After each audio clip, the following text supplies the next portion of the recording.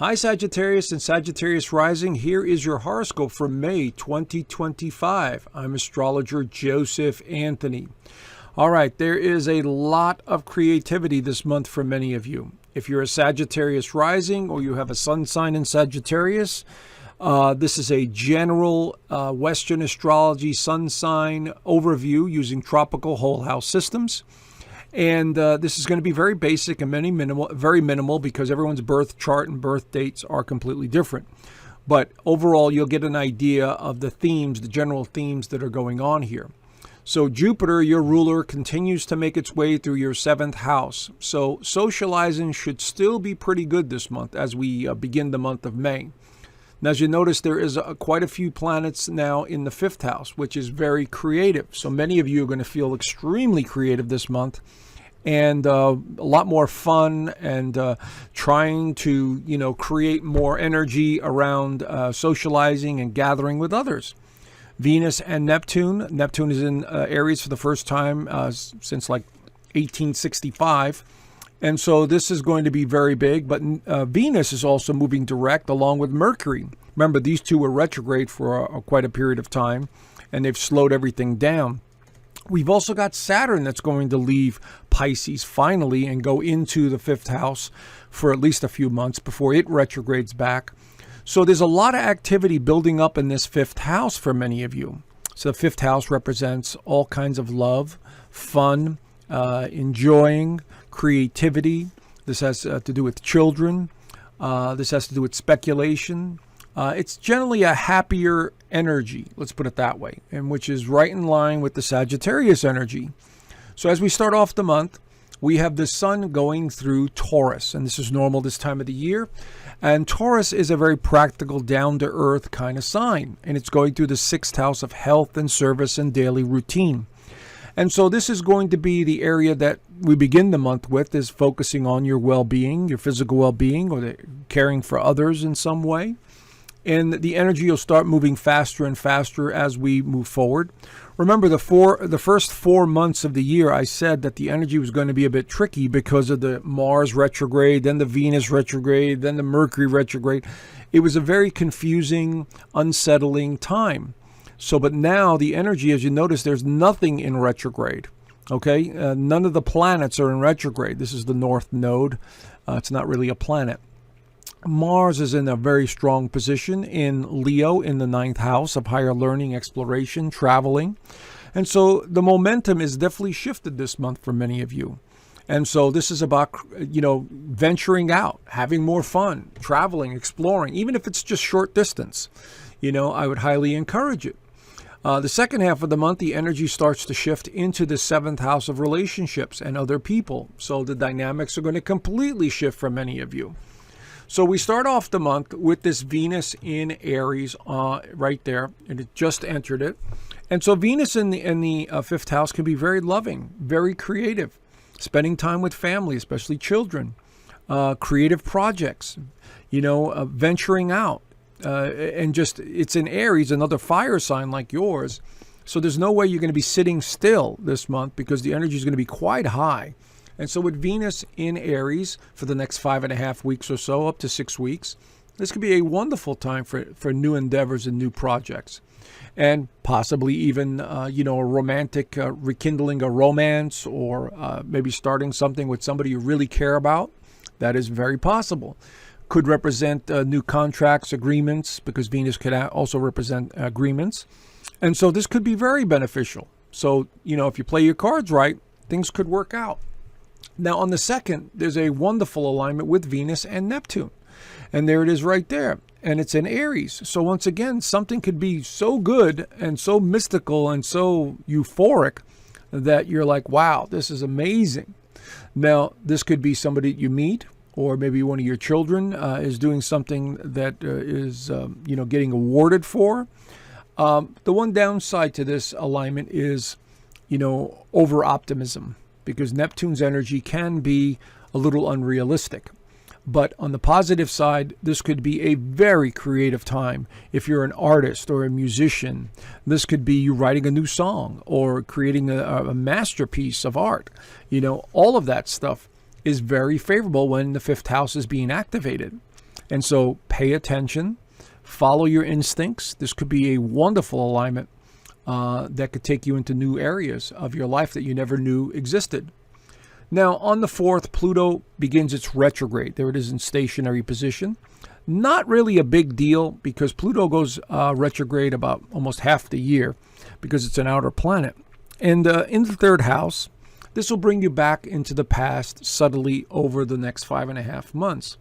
So that means memories from the past, the thoughts in the past, revisiting people from the past. Maybe you have a project from the past that you wanted to work on. And Pluto in retrograde here in this part of your chart could help you out quite a bit with that. And so, it's not really that important, but it is this subtle underlying energy that's there, taking you into the future and then taking you back, reliving things psychologically in your mind and coming back to the present. That's what the energy's like with Pluto being retrograde for such a long period of time. Now, Mercury enters Taurus on the 10th. Now the dynamics shift even more because Mercury in Taurus is more of the physical world. In other words, money, taking care of yourself physically, clothing, appearance, all of that stuff falls under the umbrella of Mercury in Taurus. But Mercury in Taurus is also about simplicity. It's about getting back to the basics. It's about enjoying the simple things in life. Okay, so I would highly encourage that when Mercury is making its way through the 6th house.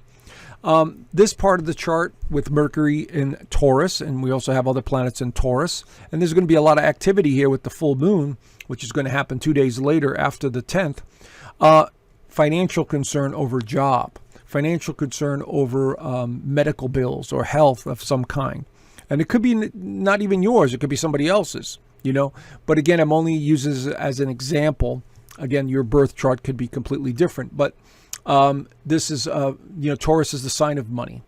And so since we have this energy activating the 6th house of health and service, we also have on the 12th, this full moon in Scorpio, which is also about financial endeavors. And so we see an alignment. It's going to be at 22 degrees of Scorpio. So wherever that is in your birth chart, you want to pay attention to that.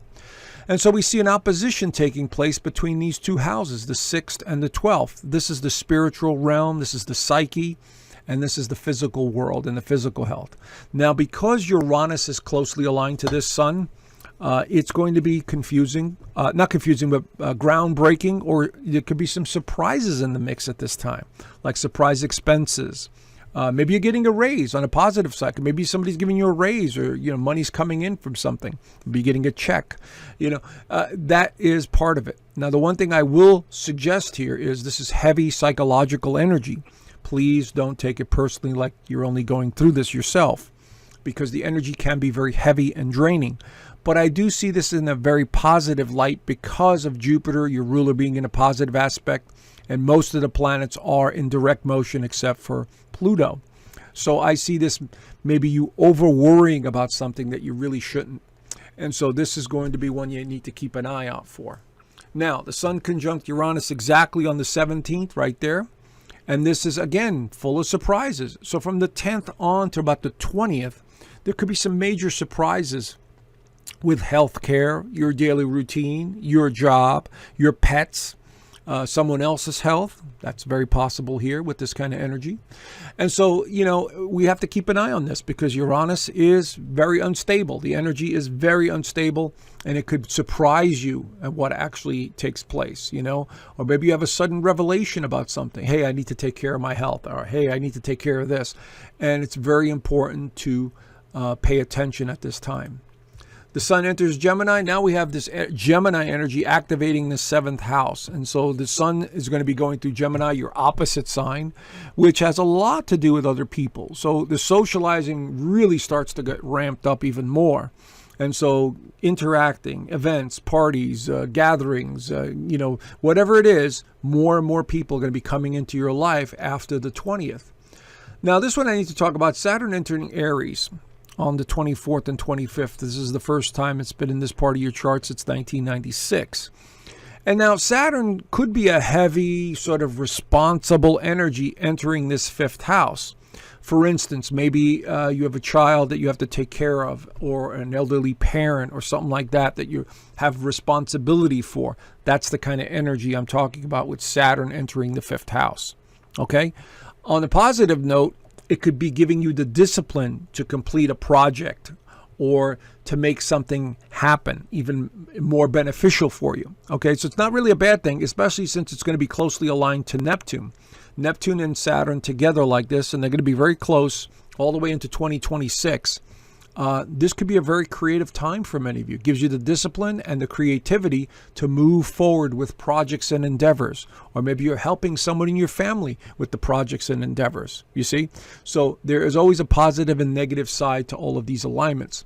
So this could be quite beneficial over the next 2.5 years as it makes its way through the 5th house.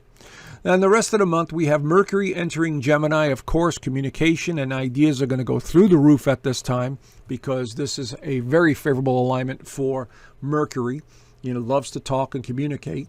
And then the new moon continues to activate the 7th house energy, which is about somebody new coming into your life, or new people, new groups, organizations. There's a lot of activity building up with other people with this new moon in the 7th house. So as you can see here, it's going to be a very social month. And so you need to take advantage of opportunities that are coming your way. There's nothing really holding you back except you. All right. So there's the general overview. If you want to know more, I do an extended version of this in my Inner Circle community, as you can see here. I also do a weekly astrology overview, which the members really do seem to enjoy. And I teach astrology in the community. There's a 6-module course. And of course, I do a Zoom call every Sunday with the members. We talk about anything and everything. And of course, some of the members do send me their charts ahead of time, and then I look at them over and answer any questions they may have. All right, so consider joining. There's a free 7-day trial, so there's no obligation. I left the link down below. Anyway, have a great month, and I look forward to talking to you soon. Bye for now.